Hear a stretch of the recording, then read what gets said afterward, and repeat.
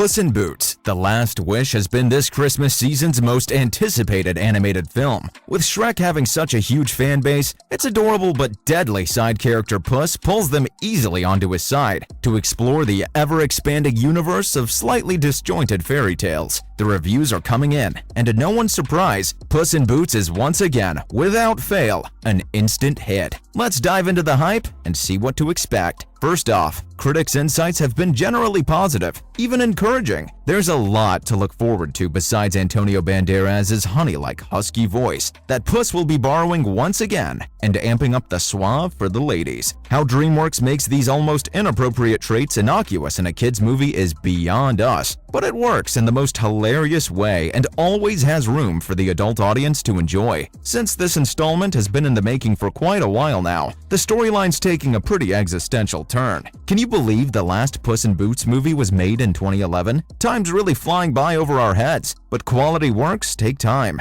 The cast's amazing, consisting of voices equally personality-fueled as Banderas's, such as Selma Hayek, Florence Pugh, and Olivia Colman. Apart from the familiar old faces, we'll be seeing some new ones as well, ones who will really alter the course of Puss's life for the better. Critics are also raving about the seemingly new and distinct style of animation that this movie used, and it's evident from the trailer that not everything looks as familiar as the previous movies, yet the effects, visual diversity, and comic-like approach to animation have been praised a lot since it fits the humorous storyline. The dialogues also haven't lost their charm over the years. The Shrek franchise, and Puss in Boots by extension, are known to be some of the very few films that don't decline in quality after the first movie. It's hard to meet expectations when one or more movies do so well, so it makes sense why DreamWorks took its time with this one. Up next, DreamWorks' best film yet, visual innovation leaving audiences stunned. While our next focus should be on whether we'll catch Puss doing his cutesy face again, we really need to get talking about the upgrade on the art and animation style. For any reassurance needed, Puss is still reckless as ever in this movie, if not more, and there's no shortage of hilarious scenes to either give you secondhand embarrassment or endless snorts. From the trailer itself, we could see that it's a glaring reminder of the complex animation of the Spider-Verse series. The 2D elements rendered into 3D add much more depth to the environments and their colors. The way certain actions produced reactions that would normally remain in audio before now have visual depictions to better capture the intensity. Let's not forget the stunning, sprawling landscapes that we get to see this time. Most of the scenes in the trailer itself look straight off a concept artist's table, without compressing any elements from their ideas. The still painting-like background stands starkly in contrast to the action-packed foreground. And we think this was an extremely strategic move on part of the visual directors, because there's only so much focus audiences would be able to keep in a setting that felt new and still potentially foreign to digest. Visually, this looks like a great movie for all kinds of kids, even the rowdy ones that can't sit still. DreamWorks has really been looking into telling deeper stories. With the hard-hitting theme that lies beneath the comedic surface of the film, Puss in Boots covers a lot of ground on topics that both kids and adults could learn from. Now for, what's the movie going to be about? The premise for the film has us suspicious about the future of the franchise, and we'll be getting into it, so be sure to stick around. We're familiar with the wacky escapades of the famous Puss in Boots, but he needs to be careful now, because he's only down to his very last life. What's a cat like him going to do? Sit around on someone's lap until he's too old to move? Well, he ended up having to for a bit, but it won't be for long.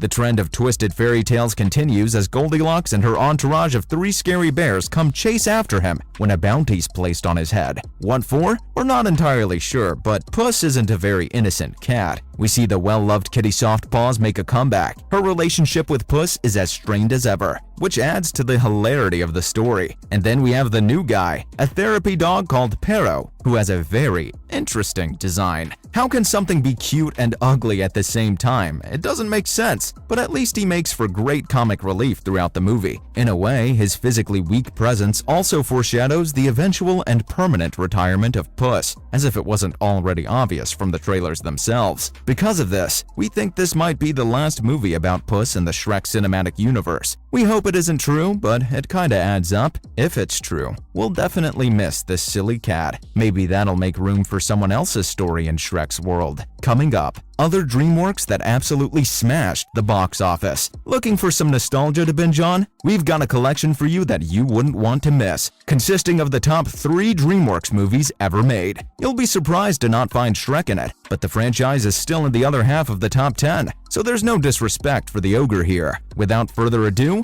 let's get into it. Let's look at number 3, How to Train Your Dragon 2. The first movie was a killer hit, and the second was no different. If anything, it really set the standard for how franchises were supposed to be working in the first place, something the industry forgets often as they chase the hype of the first movie to bank on. While the second movie stays unique in its story, it expands on the pre-existing environments to better solidify the world building, which probably led to the attraction of a much bigger fan base than before. The animation was stunning, the landscapes were breathtaking, and the story was downright emotional. Imagine finding your mother after thinking she was dead this whole time. Now imagine finding your wife 20 years after she gave birth and mysteriously disappeared. How Stoic kept it together is beyond me, and he made the reunion so romantic too, setting up really high expectations there, Chieftain. If anything made it even more emotional, the movie killed off Hiccup's dad. Now that we think about it, this movie was pretty heavy. Why was this targeted at teenagers? This movie had adults sobbing, but that would mean we're assuming that younger people don't deal with heavy stuff. Knowing this generation, they've put up with enough and can use the emotional catharsis this film provides. It truly is a great movie and franchise overall to escape into. That aside, all the flying and the way the camera moves during those scenes really creates an amazingly immersive experience, and it's especially fun for those with really big screens too. Movies like these deserve plenty of rewatches because there are so many lessons to take away. Up next at number 2, Kung Fu Panda. Listen, we're just going to put the whole franchise on here because 1. Who doesn't love Jack Black? And 2. Who doesn't love pandas? Oh, also, who doesn't like noodles? And martial arts? It's a lot of great things in one place, and these don't even account for half of what makes the movie so great. We're talking about beautiful, diverse, and fantastical Chinese landscapes. To top it all off, we think it might be the most body-positive and inclusive movie we know, regardless of it having animals as characters. The Iron Fist tigress with a secretly soft heart? Admit it, we all had a crush on her. Even the girls. The cute and preppy viper with her adorable lily buns and sharp eyes. The no BS mantis with the occasional funny side. Ever anxious crane who probably would have been a total geek as a human. And Big Brother Monkey made an amazing ensemble of fighters who really held each other up with their distinct personalities and fighting styles. Poe's story's a fantastic one, especially for kids who come from really troubled backgrounds and find it hard to come to terms with their fate and the turn their lives are taking. Poe teaches everyone that no matter what happens, you can always take charge of your life to make it a little different, if not entirely better. Those small actions might eventually lead to something new, and maybe you'll be grateful for it. We really hope this franchise comes out with another movie soon, because we need more of Master Shifu and Master Oogway's wisdom. Finally, at number 1, Wallace and Gromit, The Curse of the Were-Rabbit. Wallace and Gromit are known for their Oscar-winning short films, but they slowly started expanding into full-length feature films with pretty wacky and hilarious plots. The character designs and the mouth movements with the British accent only add to the hilarity. What makes this movie an amazing watch is not just the plot, but the painstaking amount of work that went into creating it. Stop-motion films are laborious and time-consuming, with some films taking up to 2 whole years or more to create. Wallace and Gromit are like Tim Burton films, but funnier, with a lot of visual and verbal gags that are sure to make adult audiences cough in their fists. It was truly ahead of its time, and it wasn't brash at all. The subtleness made it even more enjoyable, because if you got the joke, then you got the joke. Wallace and his dog Gromit are a very odd pair that work well together with their very quiet and introverted nature, although it does seem like Gromit's more in charge of the situation than you'd expect. His sentience adds to the comedy of the movie and the entire franchise in general, so be sure to give it a watch, especially for the holiday season.